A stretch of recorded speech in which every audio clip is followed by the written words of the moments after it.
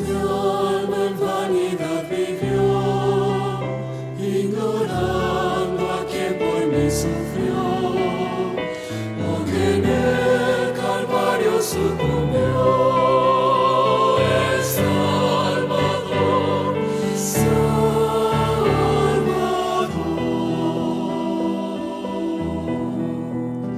Por la Biblia miro. Dios les bendiga. Bienvenidos, hermanos, al siguiente mensaje en la serie de Primera de Corintios. Estamos en el capítulo 1, es la primera serie. Este es el cuarto mensaje y hoy vamos a hablar acerca del poder de la predicación. Vamos a pedir que Dios bendiga nuestra meditación. Señor Jesucristo, te damos gracias por darnos tu palabra, que es nuestro alimento espiritual y que es también nuestra guía, Señor, por medio de la cual nosotros llegamos a conocerte y por medio de la cual llegamos también a ser salvos, muchos de nosotros. Ahora, Señor, al meditar en tu palabra, al exponerla, yo te ruego, Señor, como indigno siervo tuyo, que me ayudes a ser fiel, a dejar que la Biblia hable y transmitir el mensaje que tú pusiste allí para nosotros, y que no sean mis pensamientos o mis ideas lo que yo trate de transmitir. Sé pues con nosotros, abre nuestro entendimiento, te lo pido en el nombre de Cristo. Amén. En esta miniserie que he llamado La excelencia de la predicación, basada en el capítulo 1 de Primera de Corintios 1, estamos hablando de la excelencia de la predicación. Hablamos ya de que en este primer capítulo de Corintios se hace un llamado a la predicación y que la predicación debe de ocupar un lugar de excelencia en la actividad, en la labor de la iglesia. Y en este capítulo hemos ya hablado de los prerequisitos de la predicación, la ausencia de prudencia o locura de la predicación.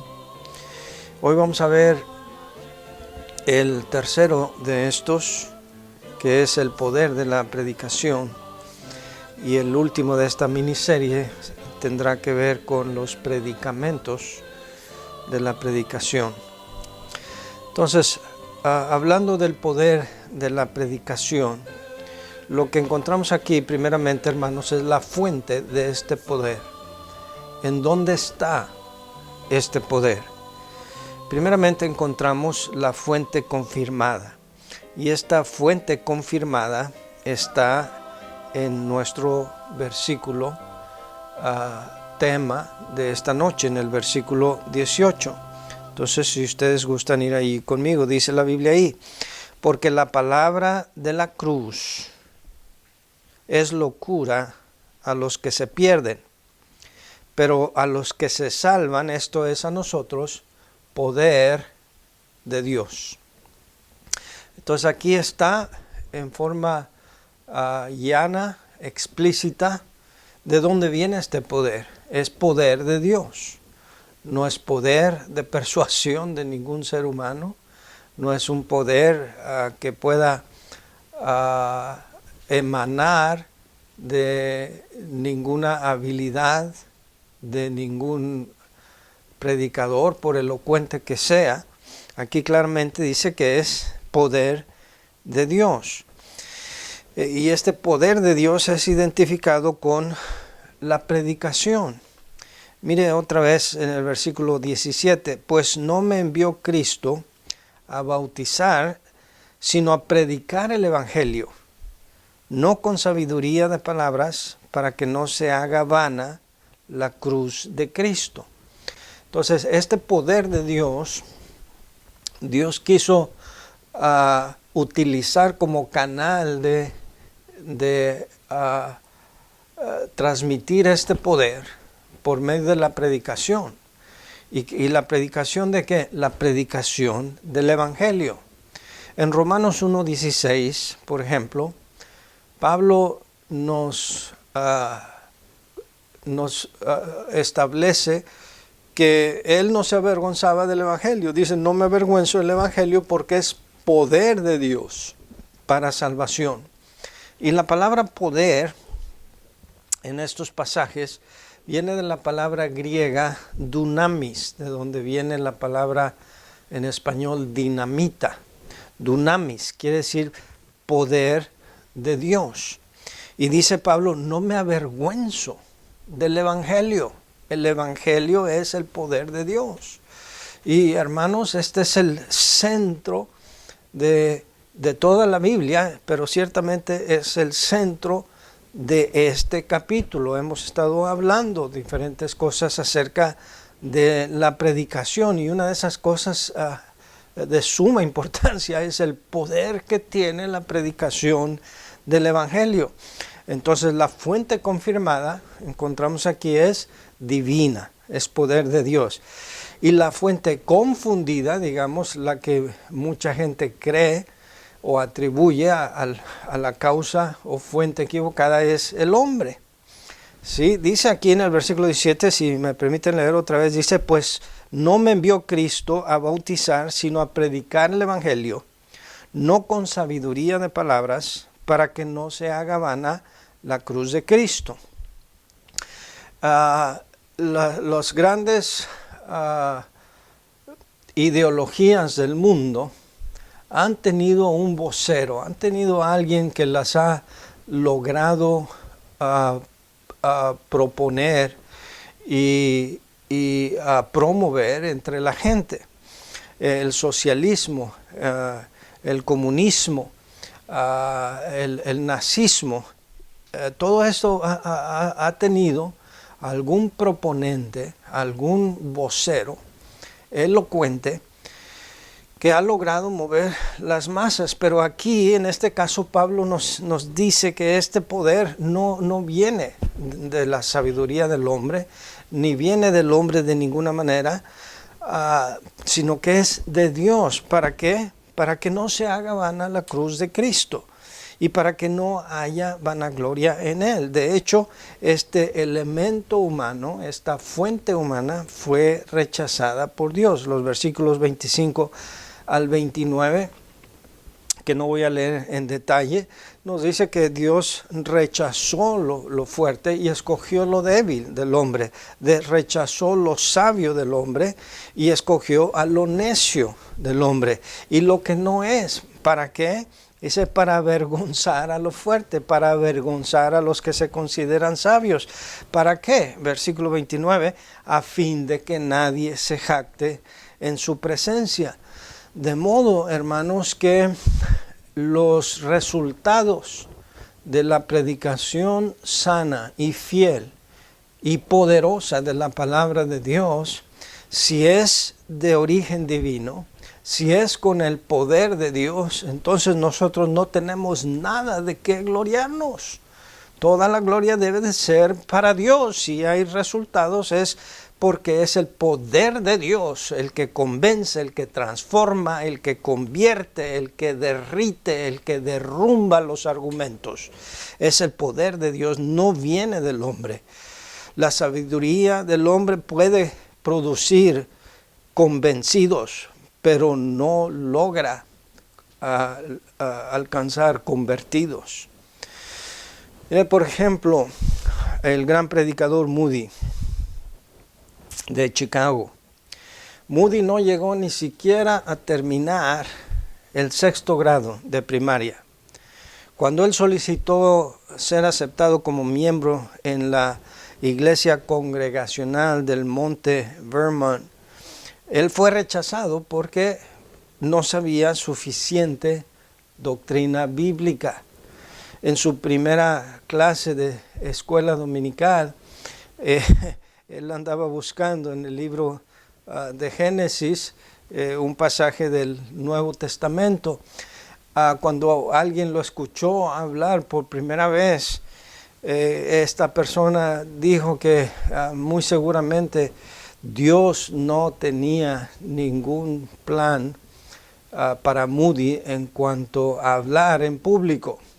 Y sin embargo, eso precisamente lo que no vieron los hombres, o más bien lo que resaltó más bien en Moody para los hombres, fue exactamente lo que Dios escogió, porque después Moody llegó a ser el gran evangelista que hizo posible que cientos de miles se convirtieran a Cristo en sus campañas evangelísticas por todos los Estados Unidos, en sus campañas estilo carpas de circo que se llenaban a reventar, y Dios usó tremendamente a este predicador Moody, a tal grado que hoy quedan vestigios y una herencia de lo que Dios usó en la vida de Moody con el Instituto Bíblico Moody en Chicago y una iglesia que lleva también su nombre. Pero ese es el poder de Dios, la fuente del poder es de Dios. Ahora, el vehículo del poder. El vehículo inanimado es la palabra de la cruz. Mire otra vez el versículo 18. Porque la palabra de la cruz es locura a los que se pierden. La palabra de la cruz es la que se encuentra aquí en la Biblia. Esa es la palabra de la cruz. Y si nosotros vemos a este libro, es un volumen más, es un libro que tiene pasta, páginas y tiene letra impresa. Es un libro inanimado. Diríamos, es un libro más. Pero este libro más contiene el mensaje de salvación. Contiene la palabra de la cruz. Y esta palabra de la cruz, dice aquí en nuestro versículo, es locura a los que se pierden. No apetece, parece ridículo. Y cuando uno lee y estudia la Biblia, encuentra uno que hay muchas cosas que son paradójicas, que son incluso ilógicas, que van contra toda razón humana y no tienen sentido, no tienen lógica. Pero ese es exactamente en donde se basa el poder.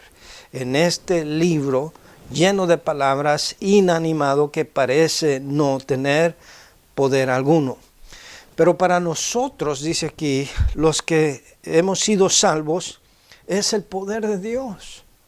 Y lo hemos visto y lo hemos experimentado en nuestra vida. Este libro que contiene palabras aparentemente muertas es lo que derrite los corazones, es el que derrumba los argumentos, es el que alienta esperanza a la persona que carece de ellas, es lo que transforma la conciencia del hombre de tal manera que se vea como Dios lo ve, como un pecador perdido, como un hombre o mujer sin esperanza, pero en quien Dios ve a un posible convertido, hijo de Dios, que al ser transformado por la predicación de esta locura de la predicación de la cruz, del Evangelio, llega a ser transformado de tal manera que aún la gente en su derredor no logran concebir qué es lo que le pasa a una persona después de que se convierte a Cristo. Este es el vehículo inanimado, es la palabra de la cruz. Pero hay un vehículo viviente, que es también la palabra de Dios, y ese vehículo viviente es Cristo. Cristo es la palabra viviente de Dios. Mira el versículo 24. Mas para los llamados, así judíos como griegos, Cristo, poder de Dios y sabiduría de Dios. ¿Por qué es Cristo, así como la palabra de la cruz, el poder de Dios? Porque Cristo también es el vehículo por el cual Dios quiso hablar al mundo. Allá en Juan 1:1, el apóstol Juan en su evangelio nos dice, en el principio era el verbo, y el verbo era con Dios, y el verbo era Dios. La palabra verbo en el griego es la palabra logos, que en algunas versiones se traduce, no solamente en español, en otros idiomas se traduce como palabra. Y luego en el versículo 14 más adelante dice, y aquel verbo se hizo carne y habitó entre nosotros y vimos su gloria. Gloria como del unigénito del Padre, lleno de gracia y de verdad. Y esta palabra viviente es por medio de quien Dios quiso hablarnos en los postreros tiempos. Mire lo que dice Hebreos capítulo 1, versículos 1 y 2. Dice, Dios habiendo hablado muchas veces y de muchas maneras en otro tiempo a los padres por los profetas, en estos postreros días nos ha hablado por el Hijo, a quien constituyó heredero de todo y por quien asimismo hizo el universo. De modo que el Señor Jesucristo es la palabra viva, transformadora, que es el poder de Dios. Ahora mencionaba yo hace un rato que grandes líderes mundiales lograron mover gente. Y nos admiramos ahora cómo fue que Hitler pudo convencer a la nación germana de que eran superiores a los demás y cómo logró con sus habilidades de discurso, de declamación,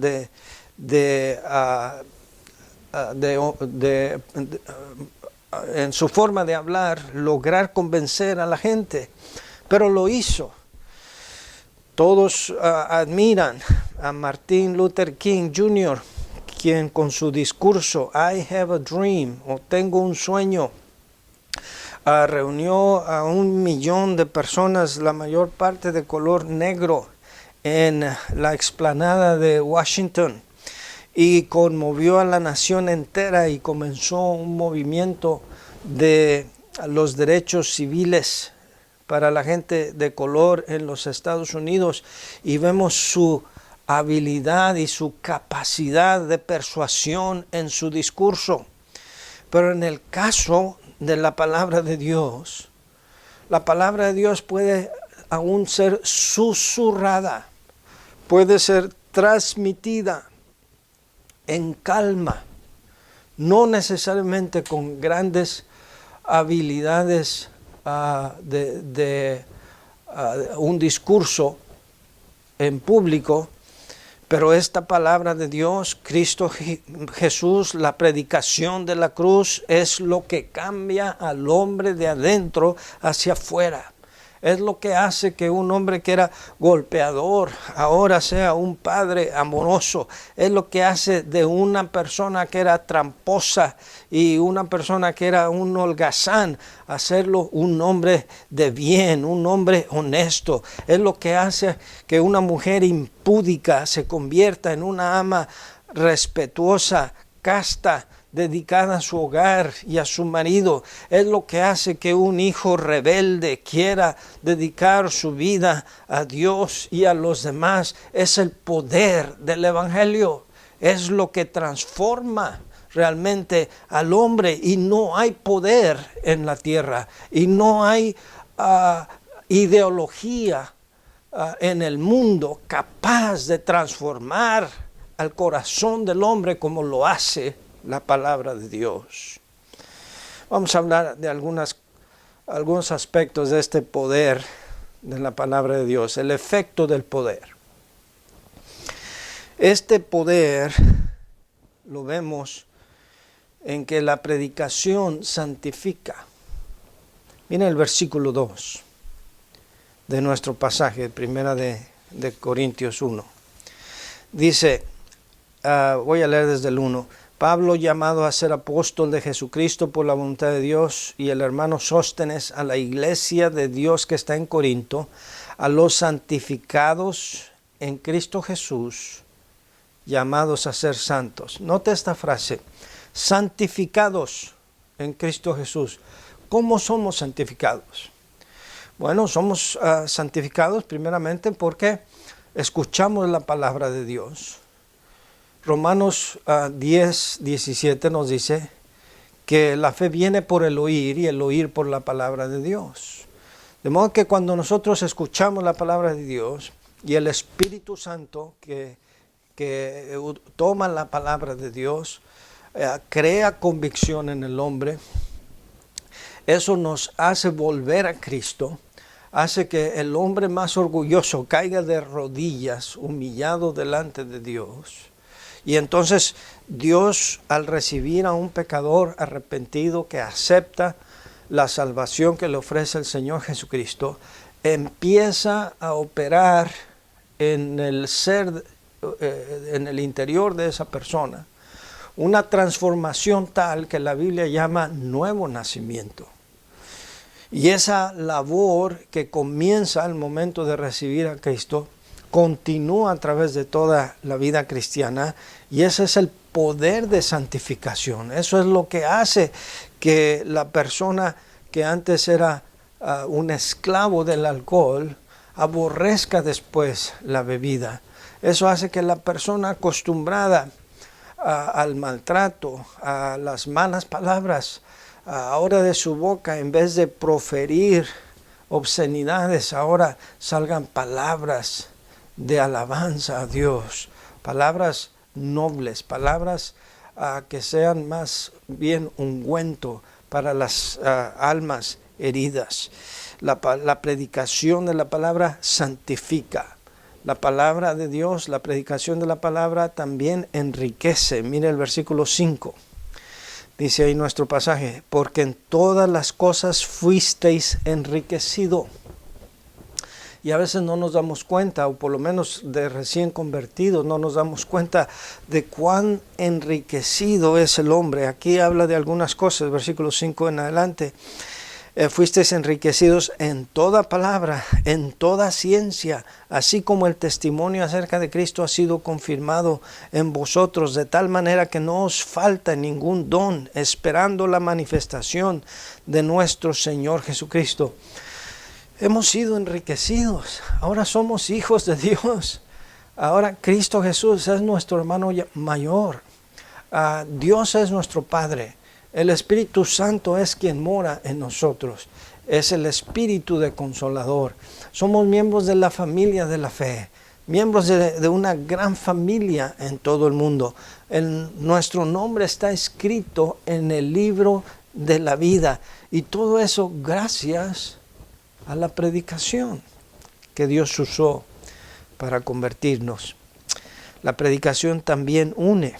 En el versículo 10, tomando como base de que Cristo no está dividido, les dice Pablo a los Corintios, os ruego pues, hermanos, por el nombre de nuestro Señor Jesucristo, que habléis todos una misma cosa, y que no haya entre vosotros divisiones, sino que estéis perfectamente unidos en una misma mente y en un mismo parecer. Y quiero enfatizar de que aquí está hablando de la unión en la iglesia local. No está hablando del ecumenismo. Todos aquellos que creen que todas las iglesias deben estar unidas, todas las iglesias de cualquier denominación, de cualquier persuasión teológica, debemos estar unidos. No es así. Eso es utópico. Porque la palabra de Dios nos dice en 2 Corintios 6 que no hay luz, hay comunión entre la luz y las tinieblas, no hay concordia entre Cristo y Belial. No puede haber compañerismo con iglesias que no creen en la inspiración de la Biblia, no creen en el nacimiento virginal de Cristo, no creen en la segunda venida literal del Señor Jesucristo, no creen que hay un cielo literal, no creen que hay un infierno literal, no creen en la condenación del pecado, no creen en la eficacia de la sangre de Cristo. No hay comunión entre la luz y las tinieblas.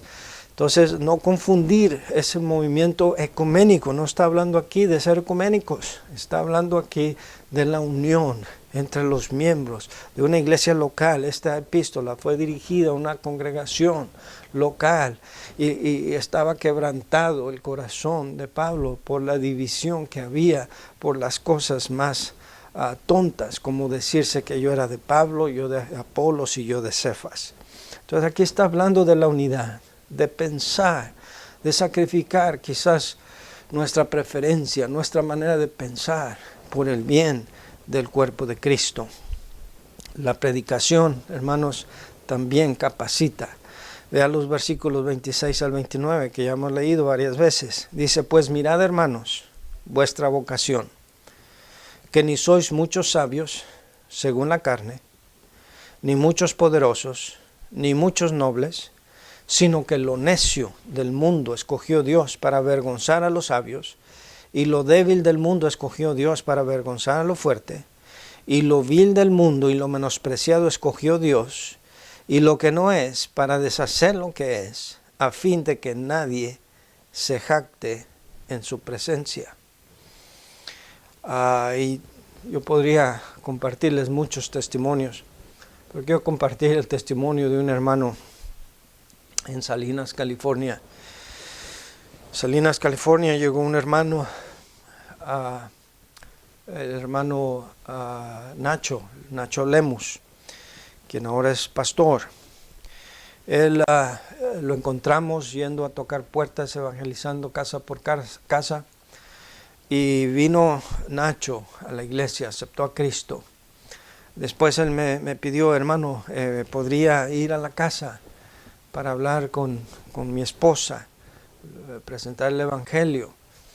Y le dije, claro que sí. Entonces fui a su casa, tomé el tiempo y le hablé a la hermana María, le presenté el evangelio y la hermana María, esposa de Nacho, estaba lista. Dios tenía preparado su corazón, ella aceptó a Cristo. Después de haber tomado algunos minutos de presentar el evangelio a María, me dice Nacho, hermano, tengo un hermano aquí que vive, me parece que era su hermano Juan. Me dice, ¿por qué no le habla a él también? Bueno, le presenté el evangelio a Juan y si yo me acuerdo bien, Juan no aceptó a Cristo en esa ocasión, pero después lo hizo. Después que terminé con Juan, me dice, hermano, tengo otro hermano, me gustaría que usted le hable también a él. Y ya para este tiempo estaba pensando yo, ¿por qué no me los pones todos juntos y les hablo a todos juntos de una vez? Pero le hablé a su siguiente hermano. Y no creo que aceptó a Cristo él en esa ocasión tampoco, pero empezó a ir a la iglesia también. Ya casi me disponía para retirarme cuando me dice, hermano, tengo otro hermano, me gustaría que usted le hablara también. Y queriendo ser el pastor comprensivo, paciente, le dije, ok, muy bien, vamos a hablar con tu hermano. Entonces va el hermano Nacho allá atrás de la casa y regresa solo. Este hermano no quiso venir. Dice, hermano, es mi hermano Cuco, él no quiere venir. Y le dije, ¿me permites ir a hablar con él allá? Y pone una cara de asustado, dice, bueno, pastor, pues si usted quiere. Le dije, sí, déjame hablar con él. Y entonces toco la puerta y una voz un poco brusca me dice, ¿quién es? Ya me presento, le digo, soy yo, el pastor Torres. Y entonces, viendo que era yo, él tenía la televisión enfrente y estaba mirando la televisión sin quitar los ojos de la televisión. Y dijo, ¿y qué quiere? Le digo, no, nada más venía a hablarte un poquito de la palabra de Dios e invitarte a la iglesia. Y dice, mire, sin quitar los ojos de la televisión, yo estaba acá a un lado. Dice, mire, no pierda su tiempo conmigo. Dice, usted ya le lavó el coco a mi hermano, pero mi hermano es de mente débil. A mí usted no me va a convencer, a mí usted no me va a lavar el coco. Y le digo, no tengo intención yo de hacer nada de eso, solamente quería saber si quería escuchar algo de la palabra de Dios, y si no hoy, bueno, te invito a la iglesia el próximo domingo. Dice, no pierdas su tiempo, yo ya sé lo que yo creo, nací en una religión que me inculcaron mis padres, no pienso cambiar, así que ni se imagine que un día voy a ir yo a su iglesia. Bueno, pasó el tiempo, los parientes del hermano Lemus empezaron a asistir a la iglesia, a convertirse, bautizarse, crecer, y Cuco nunca llegaba, hasta que un día vi que llegó Cuco a los servicios de la iglesia y se sentó por allá, quizás tratando de pasar por desapercibido, que nadie se diera cuenta que estaba ahí. Pero durante la predicación, y esa vez en mi corazón, no en voz alta, dije, Señor, ayúdame a predicar el mensaje de la salvación de tal manera que se convierta este hombre al Evangelio. Y entonces prediqué con todo mi corazón, con la mayor pasión que yo tenía, y yo miraba al hermano Cuco sentado ahí, y las lágrimas le corrían por las mejillas. Cuando vino el tiempo de la invitación, venía Cuco con un corazón y un rostro transformado. Ya no era esa mirada tosca, dura que puso cuando yo recién lo conocí. Ahora venía como un niño humillado, doblegado. Se hincó allí llorando, me dijo, pastor, yo necesito aceptar a Cristo. Y Cuco aceptó a Cristo. Y de hecho entregó su corazón a Él de tal manera que años después Dios lo llamó al ministerio.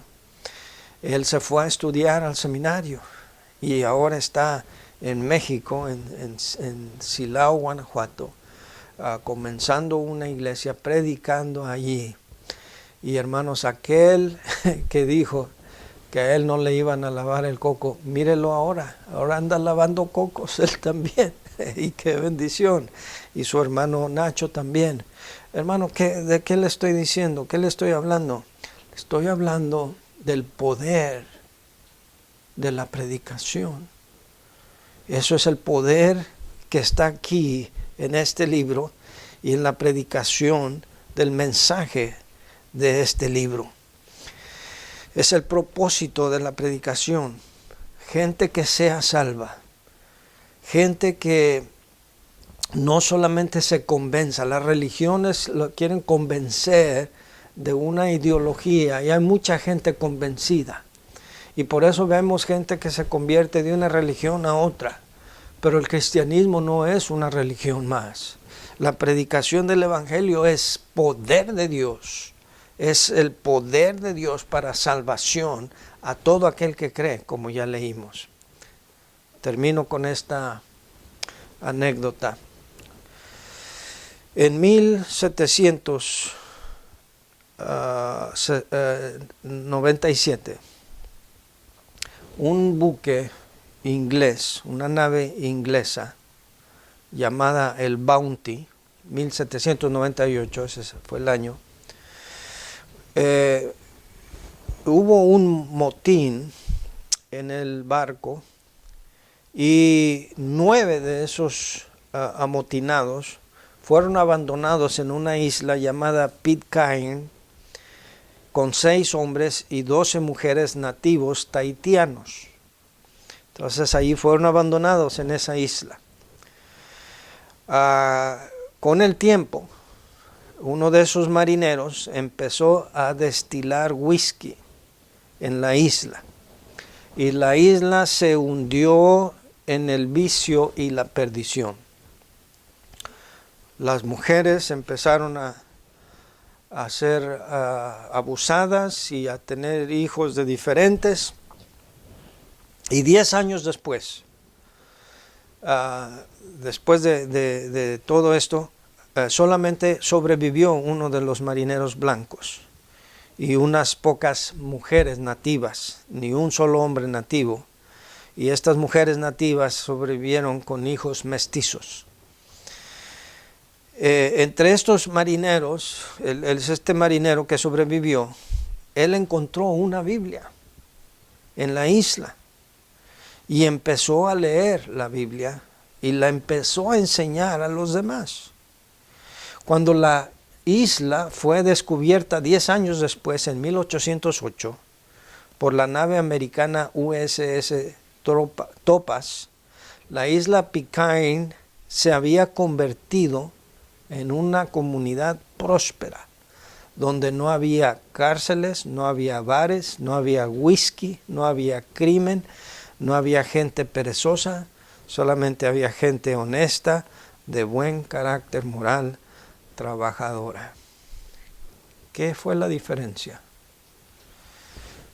El poder de la palabra de Dios, que para el mundo es locura. Para el mundo es locura porque para ellos es perdición. Pero para nosotros, los que hemos sido salvos, es poder de Dios. Vamos a predicar más este poder. Vamos a pregonar más este evangelio. Esta locura de la predicación de la cruz de Cristo. Esto es lo que el mundo necesita. Oremos. Señor, te ruego que tomes estas palabras y que si hay alguien en esta audiencia que en forma diferida escuche este mensaje y no tiene a Cristo en su corazón, que tú le hables, Señor, y nos ayudes a ayudarle. Y si hay cristianos que escuchen este mensaje, que hayan sido negligentes en la proclamación del evangelio, ayúdanos, Señor, a compartir este mensaje de esperanza, el único mensaje de esperanza a un mundo que vive en ansiedad y en desesperación. Te lo pido en el nombre de Cristo. Amén. Si usted escuchó este mensaje, tiene inquietudes, comuníquese con su servidor. Con todo gusto haremos lo posible por tratar de darle el auxilio espiritual que usted necesite con la Biblia. La Biblia tiene la respuesta. También les recuerdo que nos pueden seguir por Facebook, nos pueden seguir por Twitter, por Instagram y en nuestro canal de YouTube. Ahí pueden ustedes seguirnos, ahí pueden ustedes ver mensajes pasados y mensajes de otros temas que no necesariamente son sacados de Primera de Corintios. Gracias, hermanos, por su atención. Sigan orando por este ministerio, compartan y oremos para que Dios alcance más almas por medio de la predicación. En el nombre de Cristo. Dios les bendiga. Amén.